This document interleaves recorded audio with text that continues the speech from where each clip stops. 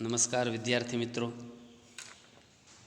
આજે આપણે જીવ વિજ્ઞાનની અંદર ચેપ્ટર 2 ભાગ 5માની શરૂઆત કરીએ.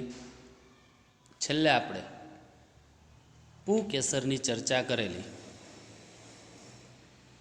હવે ત્યારબાદ પુષ્પનો બીજો અગત્યનો ભાગ સ્ત્રીકેસરની ચર્ચા કરીશું. આજે મુખ્ય ફળદ્રુપ ભાગ જે છે પુંકેસર અને સ્ત્રીકેસર,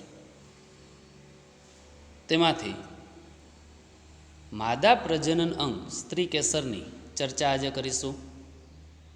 અહીંયા એક પ્રશ્ન આપેલો છે વિદ્યાર્થી મિત્રો, જાયાંગ એટલે કે સ્ત્રીકેસર આકૃતિ સમજાવો. 3 ગુણની અંદર આ પ્રશ્ન આકૃતિ સાથે પૂછાઈ શકે. ચાલો, જાયાંગ એટલે કે સ્ત્રીકેસર એ પુષ્પનું માદા પ્રજનન અંગ છે. પુષ્પનું નર પ્રજનન અંગ તો કે પુંકેસર અને માદા પ્રજનન અંગ તો કે સ્ત્રીકેસર. હવે અહીંયા સ્ત્રીકેસર ચક્ર એક જ સ્ત્રીકેસર હોય તો એક સ્ત્રીકેસર તરીકે ઓળખાય. એટલે કે માત્ર સ્ત્રીકેસર ચક્રની અંદર એક જ સ્ત્રીકેસર આવેલું હોય તો એ એક સ્ત્રીકેસર તરીકે ઓળખાય. અથવા ઘણા બધા સ્ત્રીકેસર આવેલા હોય તો એ બહુસ્ત્રીકેસરી તરીકે ઓળખાય. જો સ્ત્રીકેસર એક કરતાં વધુ હોય ત્યારે તેઓ જોડાયેલા, એટલે એક કરતાં વધુ હોય ને બધા જોડાયેલા હોય તો યુક્ત સ્ત્રીકેસરી. અથવા તો મુક્ત હોય, એકબીજા સાથે જોડાયેલા ન હોય, મુક્ત હોય તો એ મુક્ત સ્ત્રીકેસરી તરીકે ઓળખાય. હવે પ્રત્યેક સ્ત્રીકેસર 3 ભાગો, પ્રત્યેક સ્ત્રીકેસરની અંદર 3 ભાગો આવેલા હોય. પહેલું પરાગાસન, બીજું પરાગવાહિની અને ત્રીજું બીજાશય અથવા અંડાશય. એટલે સ્ત્રીકેસર મુખ્ય 3 ભાગો ધરાવે. 3 ભાગોની અંદર પરાગાસન, પરાગવાહિની અને બીજાશય અથવા અંડાશય, આ 3 ભાગોનું બનેલું છે. અહીંયા આપણે ફરીથી જો સ્ત્રીકેસર એક કરતાં વધુ હોય ત્યારે જોડાયેલા, જો બધા જ જોડાયેલા હોય તો યુક્ત સ્ત્રીકેસર તરીકે ઓળખાય, અને જોડાયેલા ન હોય તો મુક્ત સ્ત્રીકેસરી તરીકે ઓળખાય. આ 2 પ્રકારો યાદ રાખવાના. પ્રત્યેક સ્ત્રીકેસરના કેટલા ભાગો તો કે 3. કયા 3 ભાગો? હમણાં આપણે આકૃતિમાં પણ વાત કરશું. એ પરાગાસન ટોચનો ભાગ, ત્યાર પછી પરાગવાહિની અને ત્યાર પછી બીજાશય અથવા અંડાશય. ક્લિયર વિદ્યાર્થી મિત્રો?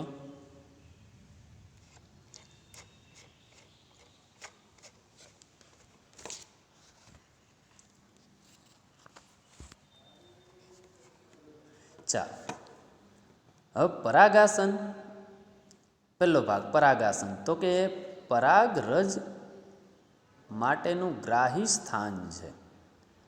અહીંયા જો આકૃતિની અંદર તમને આ ટોચનો ભાગ જે દેખાય છે એ પરાગાસન.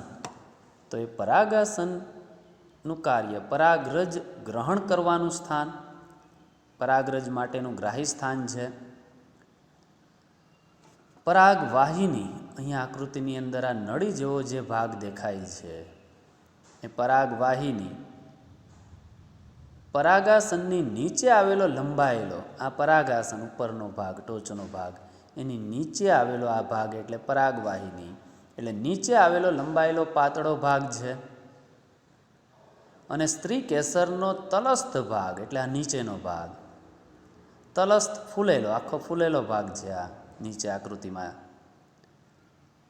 બીજાશય કે અંડાશય તરીકે ઓળખાય. એટલે આ 3 ભાગો આપણે આકૃતિની અંદર સરળતાથી અભ્યાસ કરી શકીએ.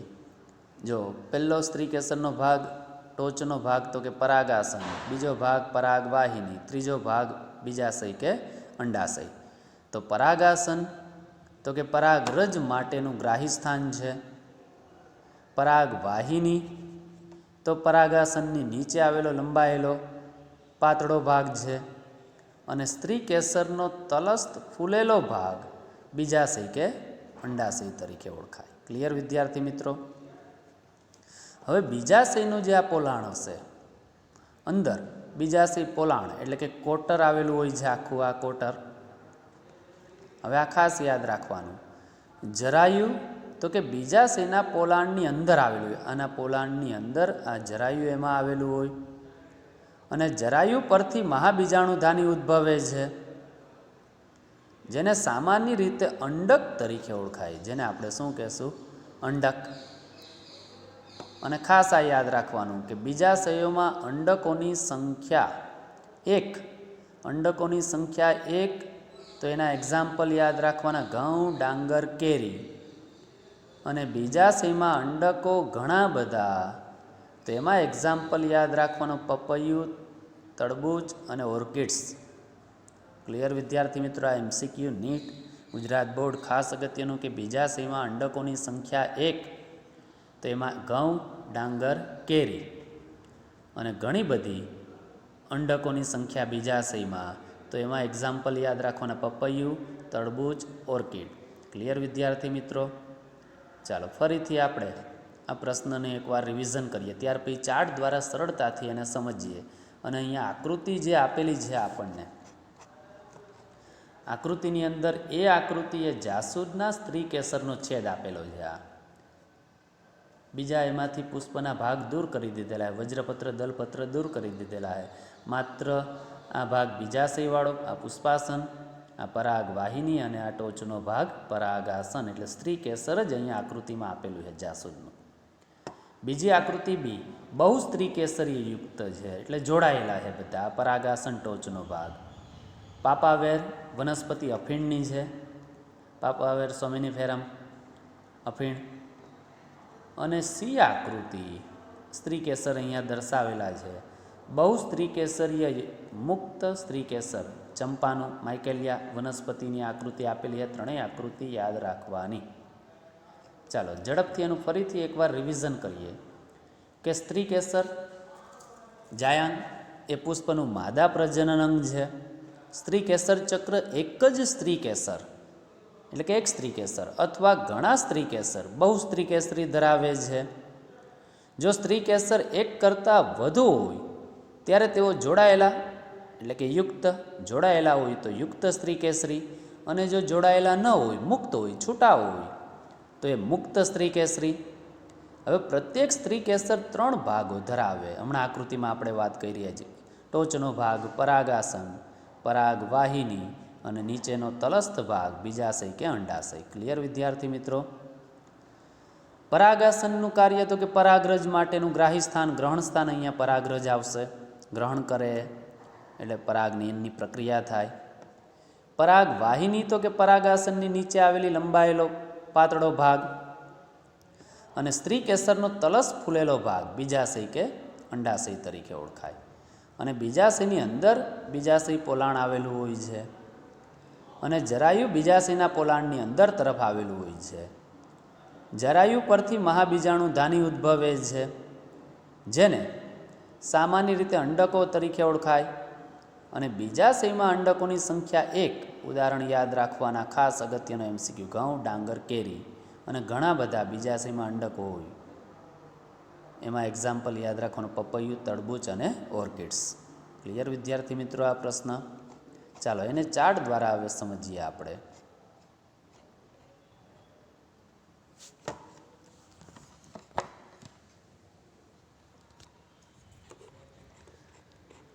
ચાલો જાયાંગ સ્ત્રી કેસર માદા પ્રજનન પ્રકારો તો કે મુખ્ય 2 પ્રકારો. એક સ્ત્રી કેસરી એટલે એક જ સ્ત્રી કેસર આવેલું હોય. ઉદાહરણ હવે એમાં યાદ રાખવાનું: વટાણાનું પુષ્પ એક સ્ત્રી કેસરીય. બહુ સ્ત્રી કેસરીય ફરીથી એના 2 પ્રકારો પડે. જો એકબીજાથી છૂટા હોય, મુક્ત હોય, તો મુક્ત સ્ત્રી કેસરી. ઉદાહરણ ચંપો. એકબીજા સાથે જોડાયેલા હોય, યુક્ત, તો અફીણ, પાપાવેર. અહીંયા આકૃતિ પણ એની આપેલી. આ ટોચનો ભાગ પરાગાસન, પરાગ વાહિની, બીજાશય કે અંડાશય. અહીંયા હવે તમને આકૃતિ સરળતાથી આ જરાયુ જે બીજાશયની અંદર આવેલો ભાગ હશે, આ જરાયુ મહાબીજાણુધાની અંડકની આકૃતિ. હવે એમાં અંડકની સંખ્યા, એક જ અંડકની સંખ્યા, તો એમાં યાદ રાખવાનું: ડાંગર, ઘઉં અને કેરી. ઘણા બધા મેની તો પપૈયું, તરબૂચ અને ઓર્કિડ્સ. ક્લિયર વિદ્યાર્થી મિત્રો? આ ચાર્ટ દ્વારા સરળતાથી આ થિયરી આપણને યાદ રહેશે. ચાલો, હવે ત્યારબાદ આપણે આગળના લેક્ચરની અંદર જે વાત કરેલી એ ફરીથી એકવાર રિવિઝન કરી દઈએ. પુંકેસરની અંદર પરાગરજની નિપજનો અથવા ઉપયોગ પરાગરજનો તો પોષક તત્વથી સમૃદ્ધ હોય છે. ગોળી ટેબ્લેટ્સ પૂરક આહાર તરીકે ઉપયોગી. પશ્ચિમી દેશોમાં તેની પેદાશ ગોળી સિરપ સ્વરૂપે મળે છે અને એનો ઉપયોગ રમતવીરો રેસના ઘોડાનો દેખાવ પરફોર્મન્સમાં વધારો કરવા પણ ઉપયોગી છે. આ 4 ઉપયોગો યાદ રાખવા આના પરાગરજનો. પહેલું, પોષક તત્વથી સમૃદ્ધ છે. ગોળી ટેબ્લેટ્સ પૂરક આહાર તરીકે ઉપયોગી. પશ્ચિમી દેશોમાં તેની પેદાશ ગોળી સિરપ સ્વરૂપે મળે છે, એનો ઉપયોગ કરે છે અને રમતવીરો રેસના ઘોડાનો દેખાવમાં વધારો કરવામાં પણ ઉપયોગી છે. ત્યારબાદ પરાગરજની જીવિતતાનો આધાર શેની ઉપર? આ ખાસ અગત્યનો પ્રશ્ન. ફરીથી આપણે રિવિઝન કરીએ છીએ. નીટ માટે ખાસ અગત્યનો, એટલે ફરીથી આપણે આ પ્રશ્ન લીધેલો છે.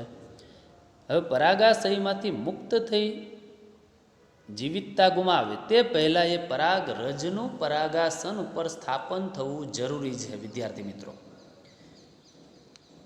હવે એના મુખ્ય 2 પરિબળો અહીંયા ભાગ ભજવે. એક તો તાપમાન અને ભેજ. એ કેટલા સમય સુધી જીવિત રહેશે પરાગરજ, એ આ 2 બાબતો ઉપર આધારિત છે, તાપમાન અને ભેજ ઉપર. સમયગાળો અલગ અલગ વનસ્પતિની પરાગરજનો અલગ અલગ હોય છે, ભિન્ન ભિન્ન હોય છે. ઉદાહરણ તરીકે ઘઉં, ચોખા, તો એની પરાગરજ 30 મિનિટ સુધી જીવિત રહી શકે. એટલે કે ત્યાંથી પુંકેસરના પરાગાશયમાંથી એ પરાગરજ મુક્ત થાય એટલે 30 મિનિટ સુધી એ જીવિત રહી શકે. રોઝેસી કુળ, લેગ્યુમિનેસી, સોલેનેસી કુળની વનસ્પતિની પરાગરજ મહિનાઓ સુધી જીવિત રહી શકે. પરાગરજને સંગ્રહ કરવા માટે પ્રવાહી નાઇટ્રોજનનો ઉપયોગ થાય. -196 તાપમાને પરાગરજને જાળવવામાં આવે.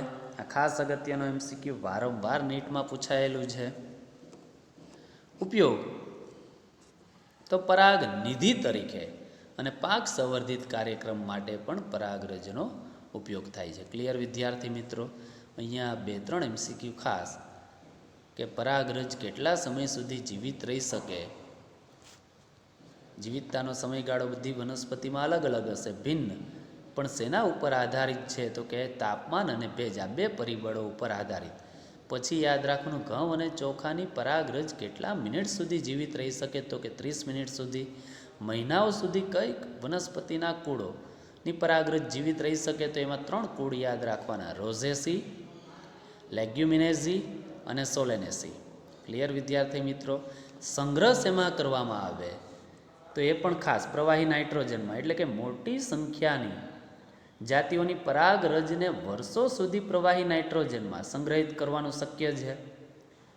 આ સંચિત પરાગરજનો ઉપયોગ પરાગ નિધિ તરીકે થાય છે, જેને આપણે શીત જાળવણી તરીકે પણ ઓળખી શકીએ. શીત જાળવણી અને પરાગ નિધિ તરીકે પાક ઉપયોગ, એના પરાગ નિધિ તરીકે, પરાગ બેંક તરીકે અને પાક સંવર્ધિત કાર્યક્રમમાં એ પરાગરજનો આપણે જ્યારે જરૂર પડે ત્યારે એમનો ઉપયોગ કરી શકીએ. ક્લિયર વિદ્યાર્થી મિત્રો?